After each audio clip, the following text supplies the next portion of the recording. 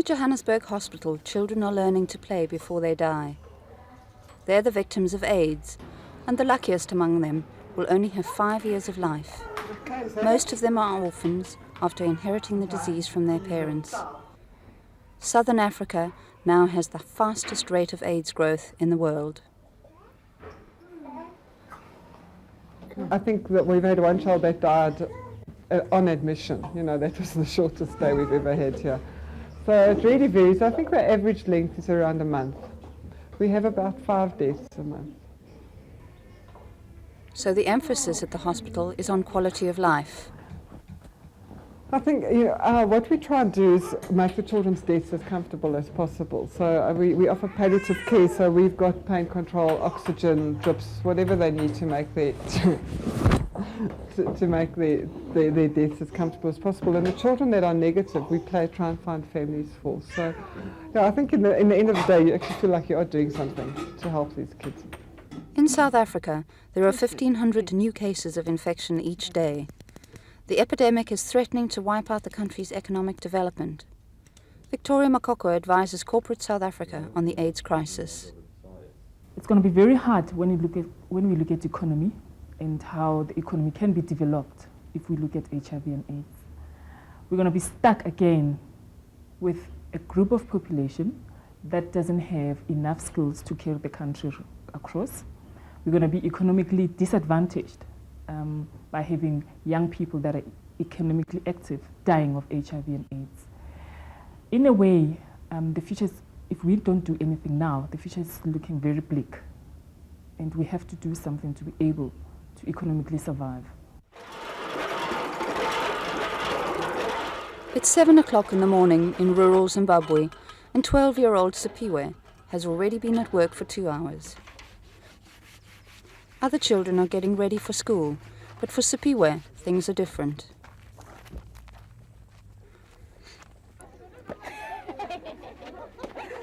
Sipiwe won't be attending school. In the last 2 years, both her parents died of AIDS, and as the eldest daughter, her responsibilities are to look after her 2 sisters and her aging grandmother. Without support and money for school fees, Sipiwe and her sisters will grow up illiterate. In sub-Saharan Africa, this is the fate of millions of children. Southern Africa is now the worst hit region in the world for cases of HIV and AIDS. The predicted millions, which over the next few years will die from the epidemic, have produced comparisons to a nuclear disaster. Well, it's a dramatic situation, and that's why this kind of concept can be raised.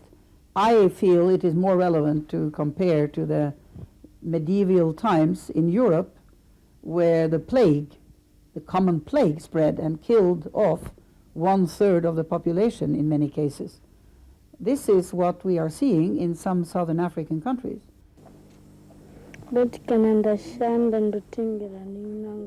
When I work, I'm able to buy clothes or other things that my sisters might need.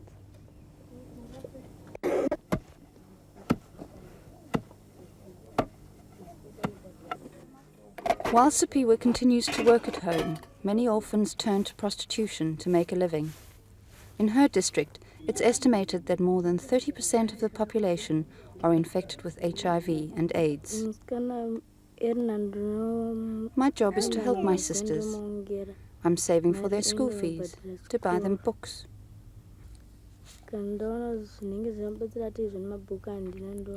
I'll even help them with their schoolwork. If they need help, that is. I'll also do their washing for them.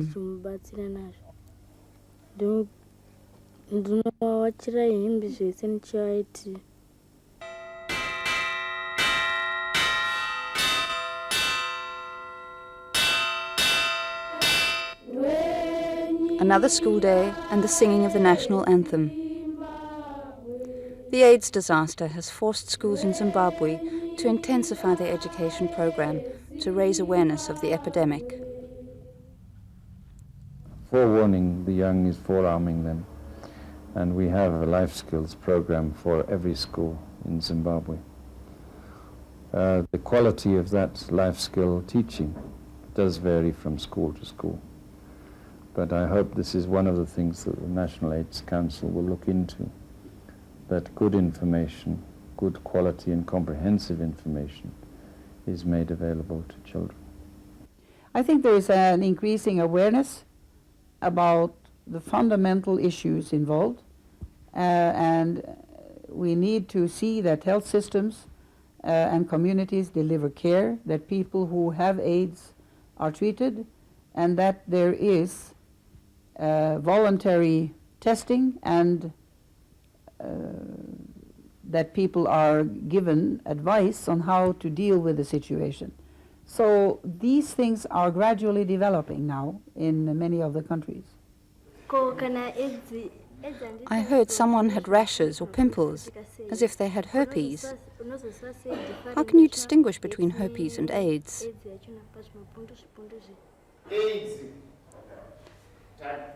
AIDS kills the body's defense system. As a result, the infected person very easily becomes a victim to any disease he or she may come across.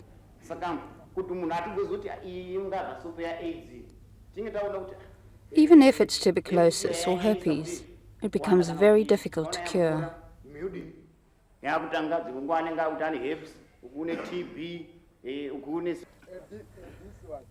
One of the major obstacles facing local health workers is the taboos surrounding sexuality and AIDS. AIDS is a product of sin. Let us avoid committing sins. Of course, adulterous people end up suffering from AIDS. Thank you. Let us listen to a prayer from Mr. Mtanga. Let us bow our heads and pray. But schools are not only a place where messages are being spread. I think schools are both a tremendous opportunity, a venue where HIV-related skills, life skills and so on can be taught, but they're also a risky situation in that many teachers are young males who may be very tempted to have sex with girls in their schools. The blood transfusion service, in fact, in Zimbabwe has actually documented this. When they go to collect blood from schools, they've sometimes found initially no HIV infection, then one or two teachers infected, and then later on older girls in the school being infected. So the pattern of transmission has actually been documented. Poverty in southern Africa forces thousands of women into prostitution, another avenue through which AIDS is being spread. Sex worker Memory is afraid her job in the end will kill her. I'm afraid of dying young. My 2 children are too small to manage on their own. It's also my responsibility to look after my parents. To be infected by the disease would be a disaster. Memory has 2 engagements a night.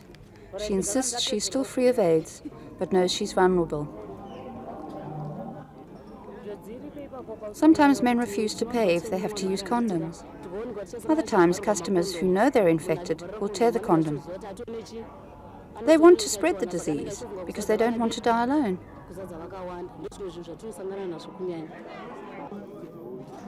Poverty and society's disregard for women pushes mothers and prostitutes like Memory inexorably towards AIDS. The Minister of Health argues that their plight is made worse by those who enjoy taking risks. You can give a young man as much education as you like about safe sex, using condoms, avoiding risk, restricting alcohol consumption and drug intakes. But in a certain environment, all these things will be thrown to the wind. And as you know, for people growing up, taking risks is one of the excitements of life. And you know very well, people standing on the edge of a cliff, if they're all told, don't look down, everybody looks down. But at least the government cannot be accused of following the pack. In the main healthcare system, a lack of success in treating AIDS has forced the Ministry of Health to cooperate with those traditional healers who have, in the past, been ridiculed by practitioners of Western medicine. Because I know quite a number of herbs that can remove all the signs and symptoms of AIDS. I think about 80% of the people, even in the rural or in the urban area, go to a traditional healer first because they've been used to traditional healing. As part of the collaboration, traditional healers are now being trained to deal with health issues related to AIDS. They've even caught up with the modern world. According to the AIDS coordinator for traditional healing, his people were the government's last resort. They couldn't do anything. They didn't know what to do with it. But then they thought, if we go to these people in the rural area, telling them that there's a killer which has no cure, what will they say? They will say, we will go back to our traditional healers and you try something because we can't just die. And then that's when the understanding began. That's when the government of Zimbabwe decided to call traditional healers to come to the rescue of educating everyone about AIDS. Without help from healers, but with a courageous determination, Peter Bussy has survived living as HIV positive for 14 years. He's a former director of NAPWA, the National Association of People Living with AIDS. Well, you know, in the mid-80s was this idea of, you know, you've got this disease. I knew you weren't going to sort of die in the next week or the next month, you know, and some people thought that would happen. You know, so there was a sense of time. But I think the thing that has been surprising for me is now sort of sitting 14 years later is how long it's been. You know, I sort of had probably in my mind, you know, a sort of couple of years in mind. I think it becomes easier. I mean, living with it on a long-term basis each year kind of becomes easier, because what was very important to me in the beginning were like markers of time, if you like my birthday, Christmas, summer holidays, you know, those kinds of things. And, you know, that when you first get diagnosed, it seems to be that those things are going to be sort of shortened. You know, you're not going to have as many birthdays and Christmases, but as time goes on and you now have a history of having had 14 being positive, it sort of, you know, it makes you sort of stronger and you realize that sort of life does go on in the way.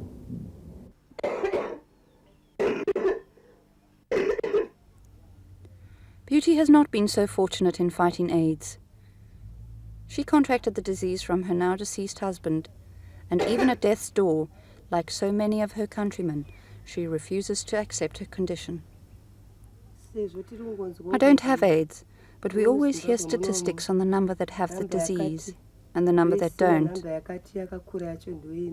Sometimes I worry because it's not clear to me whether I'm among the infected lot.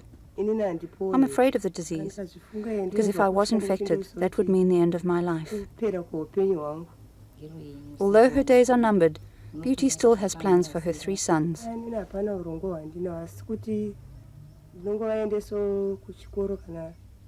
I'm just trying by any means to raise money to pay for my son's school fees. I want them all to finish grade 4. After that, they will be okay.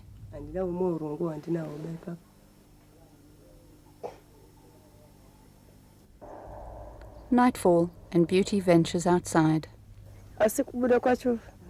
When I walk out, it is difficult to stand up for long. I'm already feeling tired. I feel like sitting down. 2 million Africans died from AIDS in 1998. In Zimbabwe, an estimated 1,500 AIDS patients die every week, and there are no signs of the epidemic slowing down. The life expectancy in the country has been reduced by 5 years since 1994, and now is at 44 years. By 2010, the life expectancy is predicted to drop to 30. Across southern Africa, the public health systems have been unable to cope with the heavy burden, and most AIDS patients rely on their extended families to look after them. Governments have been guilty of reacting too slowly to the disease, and in some cases are still neglecting to deal properly with the full scale of the disaster.